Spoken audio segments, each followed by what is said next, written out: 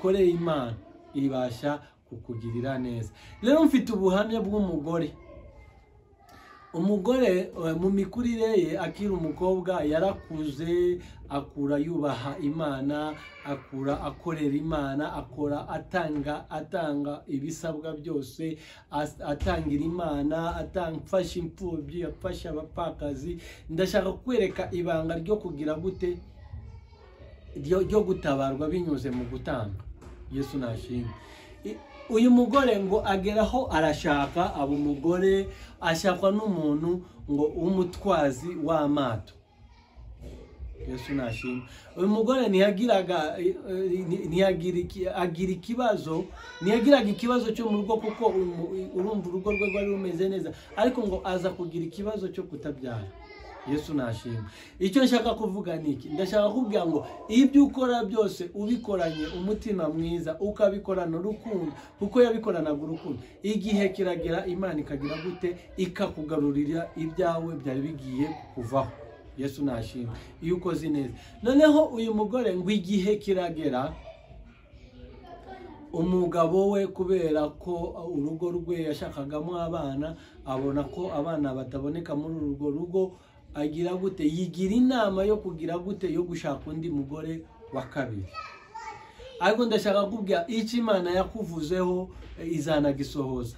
Yesu nashimwe. Icyo Imana yagutegetseho izagikora. Wowe komeza ugume mu Mana, ukomeze wiringire Imana, ukomeze ukore neza, ukomeze ufashe imfubyi, ukomeze ufashe abapfakazi, ukomeze ugire neza.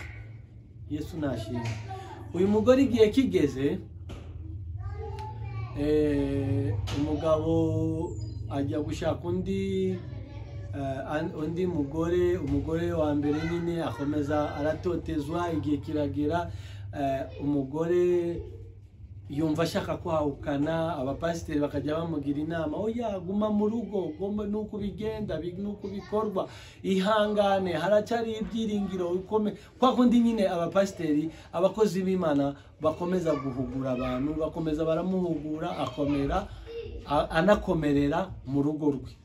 Igihe kiragera, noneho umugabo sinzi ukuntu byagenze, yinjira mu nzu, umugore yaragiye koga, noneho asigara arambitse ku kabati, asigara arambitse impeta z'isezerano nyine yasezeranije n'uriya mugabo.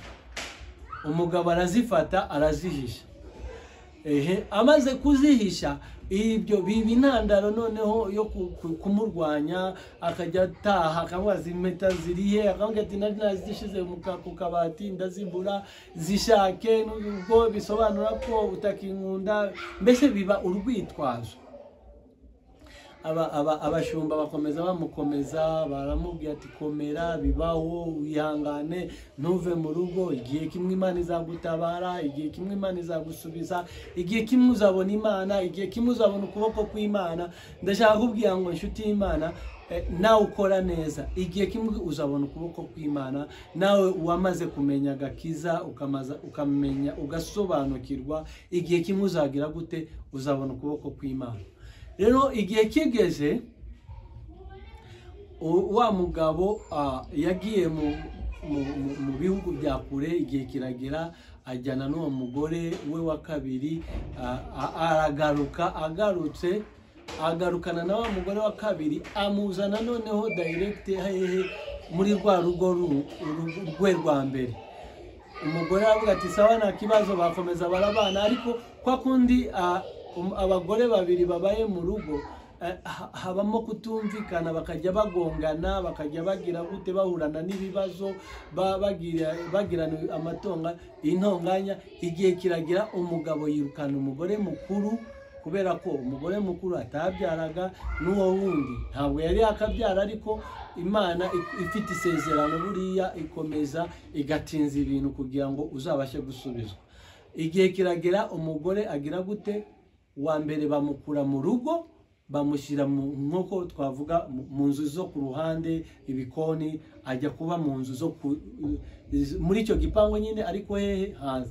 Ariko icyiza cy'umuntu wamenye Imana, umugore akakomeza asengera umugabo we, yajya mu masafari akamusengera, uriya wundi noneho bamusiga mu rugo, akajya ahamagara umugore mukuru ati gira amasuku mu nzu, teka, gira gutya, gira gutya, gira gutya.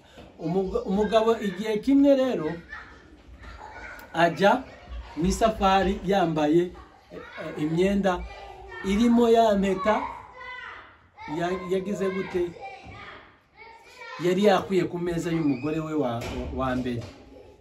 Ari mu masafari arayifata, yumvishije mu mufuka, bari mu mato hagati, afata ya mpeta ati uku naye iyi mpeta niko ntandukanye n'umugore wanjye noneho w'isezerano wa mbere burundu. Nzaza ngira gute mwirukana kubera ko ataragira gute, atarabona impeta. Rero biraho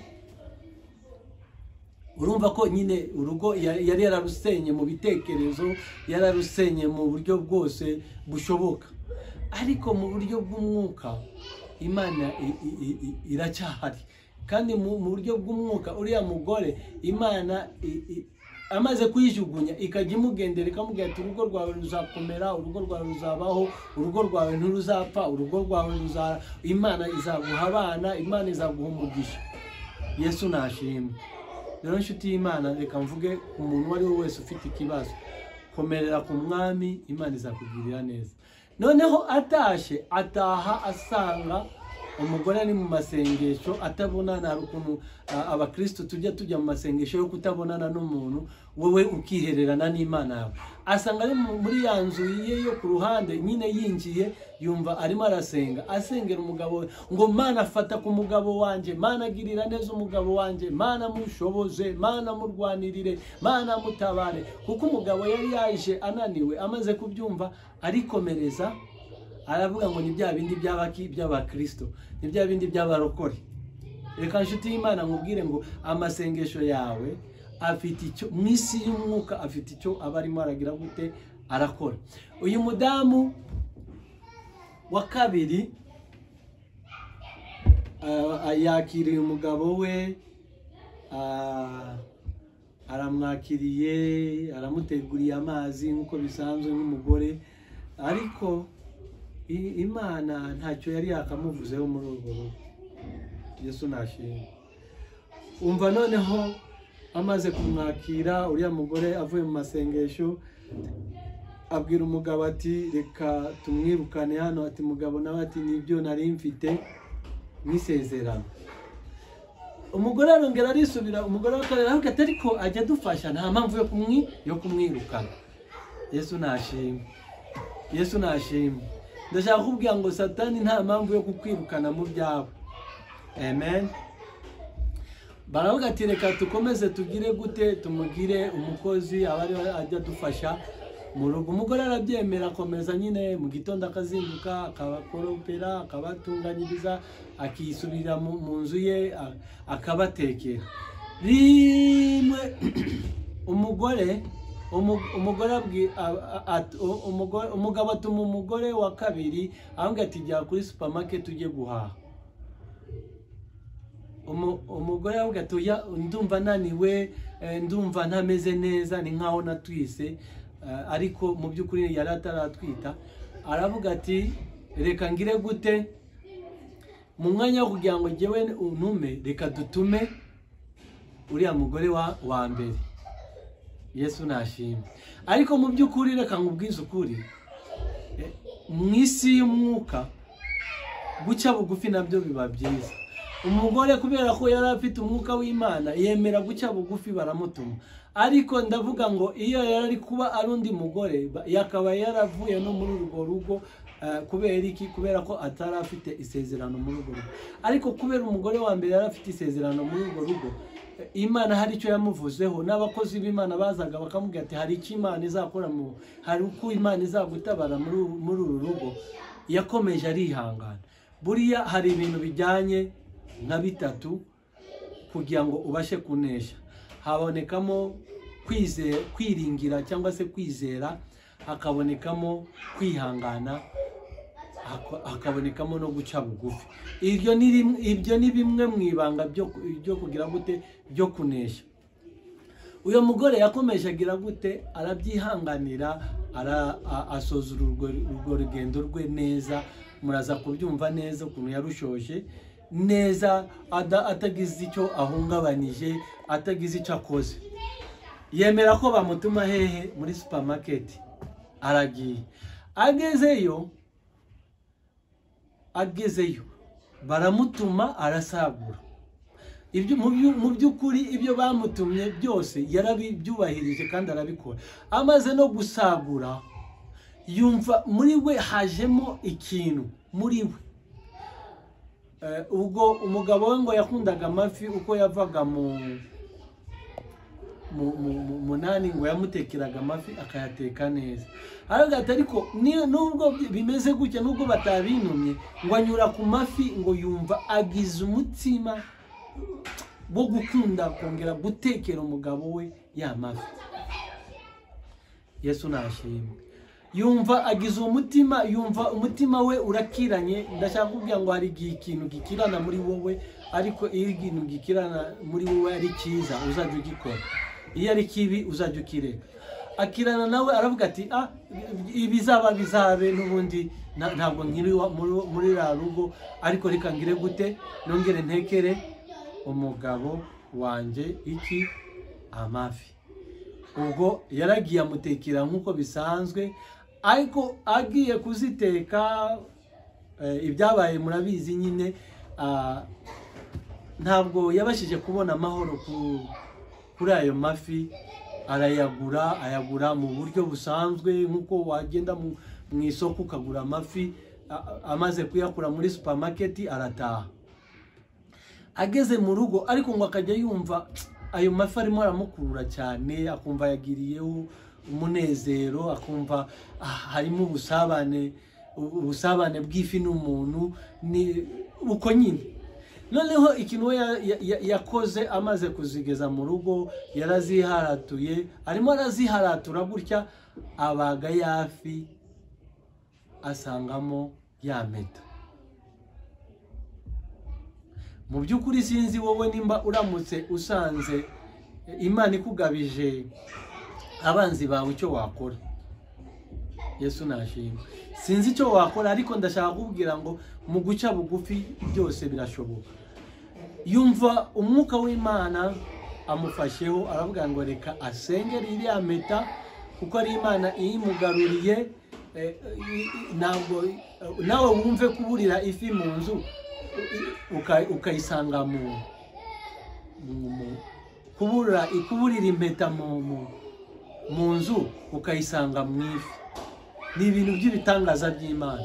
Ahita yumva ko afite isezerano, arayambara, agira gute, arabazura yafi, ayiteka nka kwa kundi. Ahamagara umugore mukuru, umugore muto ya Prito, ubwo ni wenyine yari yarabaye umugore wa kabiri. Aramuhamagara, ayishyira umugabo we. Umugabo ayiriye yumva ubunyamuneza bwa kera, akumbura wa mugore we wa mbere. Yesu nashimwe. Yumva atangiye kumukumbura, abaza umugore wa kabiri ati ifi yatetswe nande, byagenze gute, iki niki, ese wari wayimutumye? Atoya, ariko nuko nyine byagenze. Umugabo arayirya, ariko iherekejwe n'amasengesho ya mugore wa mbere. Umugore wa kabiri nawe ayiryaho, yumvira aryoshye nk'uko umugabo we arimo arabivuga. Umugore wa kabiri abibwira umugore wa kabiri. Igihe kigeze rero, umugabo ahamagaza wa mugore ngo naze. Umugore yaraje, amutambutseho, abonye ya mpeta. Yesu nashimwe. Amaze kuyibona aramubaza ati mbwira iyi mpeta yawe wayibonye ute? Ayikuramo, arayitegereza, arongera arayimusubiza. Yesu nashimwe. Aravuga ati nkeneye ubuhamya bw'ukuntu wabonye iyo mpeta. Aramusobanura ati nagiye ngura amafi, maze kuyagura mbasha kubona iyi mpeta. ati menye yuko hari Imana. Ikintu yakoze ni iki, yahise afata umugore we wa mbere arambwira ati tugende kuri kubashumba bawe bansengere, kuko menye guhera uno munsi yuko Imana ariyo kwizerwa, ko menye yuko Imana ibyo yatuvuzeho no kubikorera bikora. Umugabo arakizwa, aba umukristo, ayemera Imana n'umucunguzi we, arabatizwa, aba umukristo. Rero inshuti y'Imana, araho Imana yagufata aho ariho hose. Rero reka dusenge, Imana igukomeze muri ubwo buhamya, ikugirire neza. Mwami Imana, uri Imana ikomeye, uri Imana yo kwizerwa. Mweretse ubu buhamya bw'uyu mugore Mwami bwabashe gutangwa, umuntu wari wese azabwumva